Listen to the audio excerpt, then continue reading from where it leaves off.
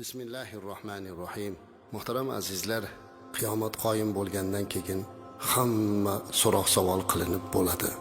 Azoblanadiganlar azoblanadi va biz bilishimiz kerakki, kimiki bu dunyoda Allohga iymon keltirgan bo'lsa-ki, la ilaha illalloh Muhammad Rasululloh degan bo'lsa-ki, kim Allohdan o'zga iloh yo'q, faqat yolg'iz Alloh deb bunda mustahkam turgan bo'lsa, albatta u jannatga kiradi. Gunohlari uchun ma'lum bir azoblarni olar. Alloh xohlasa kimlardir gunohlarini kechirib yuboradi. Bu Allohning irodasida. Shirk va kufrdan o'zimizni saqlagan holda boshqa gunohlarimiz uchun tavba tazarru qilib, istig'forlar aytib Allohdan rahmatidan umid qilib jannatga kiramiz. Jannatga azizlar bizni faqat Allohning rahmati olib kiradi. Mana shu Allohning rahmatini umid qilamiz. Hamma hisob kitoblardan o'tib bo'lgandan keyin Kavsar suvidan ham ichib seroblar bo'lamiz. Payg'ambarimiz alayhisolatu vasallamning o'zlarini qo'llaridan suv ichiladi azizlar. Havzi Kavsar suvini ichgandan keyin qaytib inson chanqamaydi ekan, ammo jannatdagi suvlarni esa endi chanqoqni bosmoqlik uchun emas, rohatlanmoqlik uchun ichilar ekan. Hamma hisob kitoblar tugab jannat tomon kelyapti. Siz azizlar ham mana shu jannat tomon ketayotgan ichidasiz. Allah Qur'onda aytadiki, Estaizu billah, وَسِيقَ الَّذِينَ اتَّقَوْا رَبَّهُمْ إِلَى الْجَنَّةِ زُمَرًا حَتَّى إِذَا جَاءُوهَا وَفُتِحَتْ أَبْوَابُهَا وَقَالَ لَهُمْ خَزَنَتُهَا سَلَامٌ عَلَيْكُمْ طِبْتُمْ فَادْخُلُوهَا خَالِدِينَ. Allah aytayaptiki, va Robbilariga taqvo qilganlar jannatga to'p-to'p bo'lib, guruh qilib olib kelinadi. Toki o'sha jannatga yetib kelgan chog'larida jannatning eshiklari ochiladi. Bilasizmi, u yerda sizlarni kimlar kutib oladi? Ushbu oyatda Alloh aytayaptiki, hatta ja'uha, hatto ular keladi jannatning oldiga, va futihat abwabuha, va jannat eshiklari ochiladi, va qala lahum khazanatuha, va jannat oldida tizilib turgan farishtalar siz azizlarga qarab, assalomu alaykum, xush kelibsizlar, qandayam yaxshisizlar, salomlar bo'lsin, xush keldinglar. Bas endi mana shu yerda abadiy qoluvchi bo'lib jannatga kiringlar deb nido qiladi. Jannat oldida farishtalar salomi ila kutib olinganini ko'rgan har birimiz oyatda nimalar deyishimizni ham aytayaptiki, u yerda jannatga kirayotgan jannatiylar istaizu billah va qalu alhamdulillahillazi sadaqana wa'dahu وأورثنا الأرض نتبوأ من الجنة حيث نشاء فنعم أجر العاملين. Jannatga kirayotganlar bizlarga bergan va'dasini rost qilgan va bizga bu yerni, ya'ni jannat yerini meros qilib bergan Allohga hamdlar bo'lsin. Undan xohlagan joyimizni olamiz deydilar. Bas amal qiluvchilarning ajri qanday ham yaxshi bo'ldi. Oyati karimada ko'rsatib qo'yganidek, farishtalar kutib olgandan keyin, salom berganlardan keyin hammalarimiz alhamdulillah deb jannat tomon kiramiz ekan. Men hammalarimiz deb gapiryapman. Mana shularning ichida bizni bo'lishligimizni orzu qilib, Allohdan so'rab, niyatimizni xolis qilib gapirmoqdamanki, azizlar, jannatda har bir jannatiyni o'zini joyini, maqomini tayyorlab qo'ygan Alloh. Uning qasri bor, uning makoni bor, lekin u yerga kirib biz qayerga boramiz deb so'ramaymiz ekan. Jannatga kirganlarni o'zlarini joyini topadigan qilib Alloh taolo ilhom berar ekan. Hamma o'zini joyini o'zi topib boraverar ekan. Qarang, birortasi aytala mana bu siz joyingiz demas ekan. Siz jannat tomon kirib bordingizda ketyapsiz, yo'llar shunday go'zalki, atroflar ta'rifga sig'maydigan go'zallik. Tog'lar, bog'lar, na sovuq bor, na issiq, shunday bir go'zal shaboda, shunday bir muattar hid, shunday bir go'zallik ichida jannatiylar mast holda ketyaptilar. Yo'lda ketayotgan mahallingizda yo'l bo'yidagi anhorlarga ko'zingiz tushadi.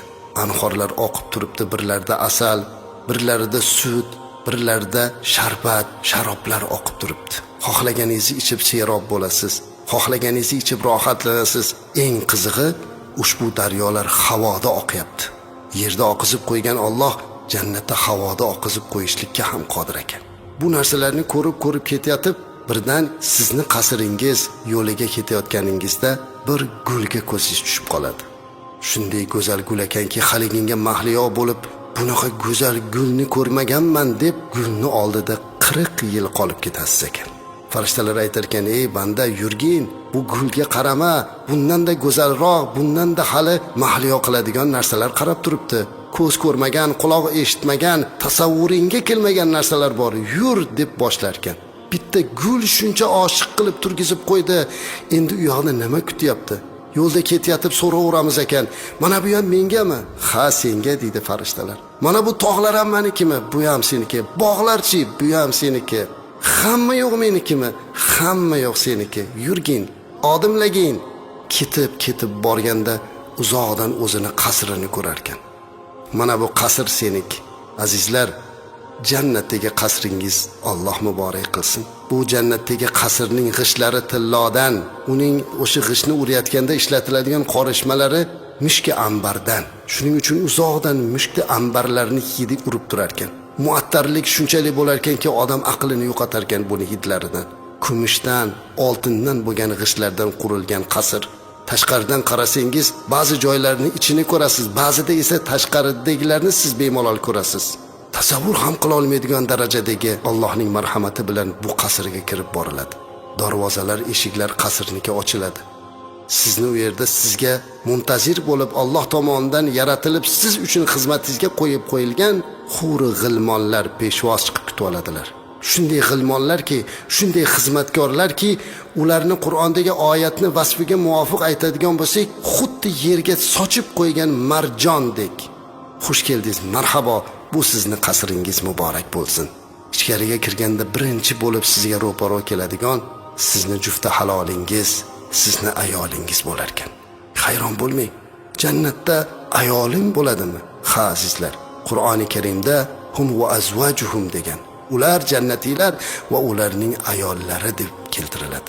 Hozir ehtimol so'zimizni eshitayotganlar bir oz ayolidan ranjiganlari bo'lsa, bir oz ayolingizdan ko'yingiz to'lmaganingiz bo'lsa, hukm chiqarishga oshiqmang. Siz jannatdagi qasringizda ko'rgan ayolni ko'rib xushingizni yo'qotasiz. Mana shu meni ayolimmi deysiz? Ayolingiz shunday go'zal bo'lar ekanki, agar jannat ayolini bitta ro'moli bu dunyoga tushadigan bo'lsa, dunyo uni oldida lol.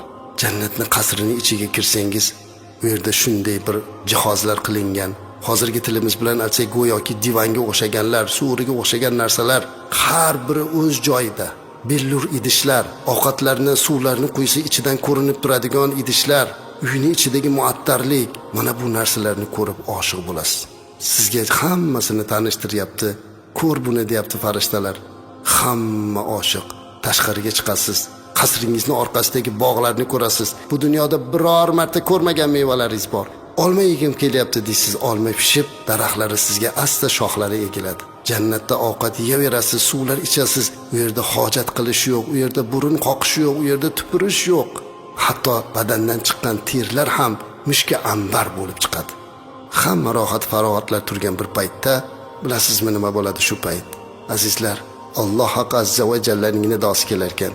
Ey jannat ahllari, assalomu alaykum. Ey jannat ahllari, sizlarga salom bo'lsin deb Alloh haq azza va jalla salom berar ekan. Buni eshitishlikdan ortiqroq rohat bormi azizlar? Butun jannat ahli o'zimizni yo'qotgan holatda Allohumma antas salam va minkas salam va ilayka yarji'us salam. Ya Rabbim, seni o'zing salomsan, sendandir barcha salomlar.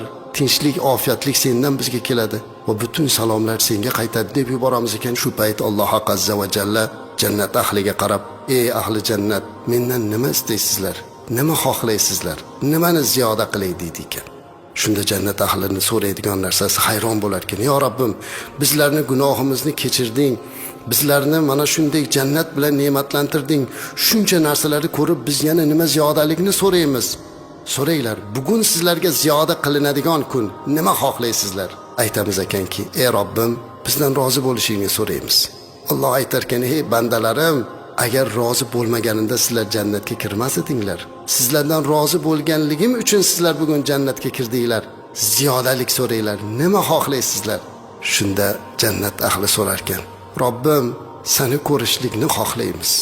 Shu payt Allohni to'sib turgan barcha pardalar ochilar ekan va jannat ahli Alloh azza va jallani ko'rishga musharraf bo'lar ekan azizlar. Uni tasavvur qila olmaymiz, uni aytib bera olmaymiz. lekin Alloh azza va jallani ko'rishlik degandagi tasavvurni qilganimiz o'zidayoq yuraklarimiz xinadan chiqib ketay deyapti. Go'yoki butun dunyoni tark qilsak-ku, hozirda o'zida jannatga borib qolsak-ku, hozirda o'zida Alloh azza va jallaning bizga qarab turib salom berganini ko'rishligini Alloh nasib qilsa deb yuborasan inson. Lekin hamma narsaning vaqti soati bor. Allohdan so'raylikki, mana shu Allohning diydorini ko'rishlikni Alloh bizga nasib qilsin. Allohning diydoridan keyin boshqa narsalar endi insonda jannatdagi ne'matlar endi hech narsa bo'lmay qoladi. Balki eng katta mukofot Alloh azza va jallani ko'rishlikdir. Mana bu siz bizlarga va'da qilingan narsaning eng buyuki bo'ladi. Jannatning sifatlarini gapirganimizda soatlab, kunlab gapirib berishimiz mumkin. Payg'ambarimiz alayhisolatu vasallam qancha gaplarni gapirib berganlar. Bugun biz bir ozgina mana shu jannatga Alloh bizni zavqimizni, shavqimizni oshirsin deb sayr qildik xolos. Allohdan so'rab qolaylikki azizlar, jannatga kirishlikka intilaylik. Hammamiz uchun jannatdagi joyimizni hozirlab qo'yilgan ekan, shu dunyoda o'zida uni obod qilaylik. Payg'ambarimiz alayhisolatu vasallam kim subhanallohi bihamdihi va subhanallohul azim desa jannatga bir daraxt ekadi dedilar. Birgina zikr bilan bog'imizga daraxt ekamiz ekan. Daraxtni ko'paytiraylik azizlar. Yaxshi amallar bilan jannatdagi qasrlarimizni ko'paytiraylik. Modomiki hammamiz bir kuni Allohning mag'firatiga uchrab jannatga kirishni umid qilar ekanmiz, bir-birlarimizni gunohlarimizni kechirishni, bir-birlarimizni afv qilishni va bir-birlarimizni sevishni o'rganaylik. Alloh hammamizni